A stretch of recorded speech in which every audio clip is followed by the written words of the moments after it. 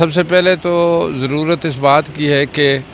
جتنے بھی سٹیک ہولڈر ہیں ان کو آن بورڈ بھی کرنا چاہیے، اعتماد بھی ضرور لینا چاہیے کہ ملکی سلامتی کا مسئلہ ہے۔ دوسری بات ہے، بڑا افسوس سے کہنا پڑتا ہے کہ سینیٹر ہدایت اللہ صاحب جو ہمارے دوست کے بیٹے بھی تھے، ہمارے وہ بھی دوست تھے، وہ کل شہید ہو گئے۔ اتنا بڑا یعنی دھماکہ ہوا۔ اب کسی کی جو سب سے بنیادی بات تو جان کی سلامتی ہوتی ہے، حفاظت ہوتی ہے۔ کسی بھی اگر ملک میں جان مال عزت کی جو حفاظت نہ ہو سکے تو اسٹیٹ کی یہ ذمہ داری بنتی ہے کہ وہ ضرور ایکشن لے۔ تو یہاں پر تو گورنمنٹ نے جو فیصلہ کیا ہے کہ جو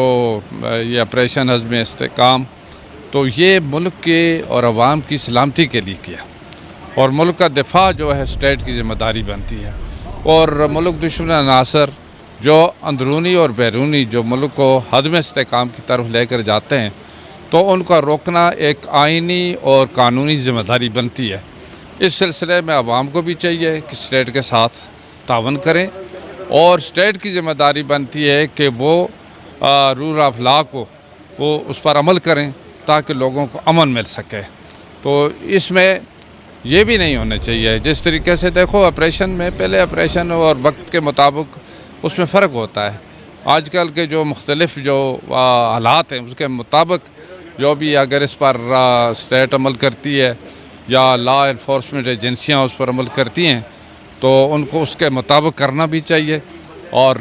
ملک کو جو ایک عدم استحکام کی طرف جو لے جایا جا رہا ہے اس کو روکنا بھی چاہیے۔ معاشی طور پر بھی مضبوط کرنے کی ضرورت ہے۔ جب بھی ملک کا اگر یا گورنمنٹ اگر ایک بہتری کی طرف قدم اٹھاتی ہے تو وہاں پر جو ایسے ایجنسیاں جو بیرونی مداخلت ہوتی ہے جس کی وجہ سے یعنی افراتفری بھی پیدا کرتے ہیں، تو افراتفری کو بھی کنٹرول کرنے کی ضرورت ہے، اور اسی طریقے سے ایک ماحول ایسا بنانے کی ضرورت ہے کہ عوام کو بھی اعتماد میں لیا جائے، عوام بھی تعاون کرے جس سے کہ امن قائم کیا جا سکتا ہے۔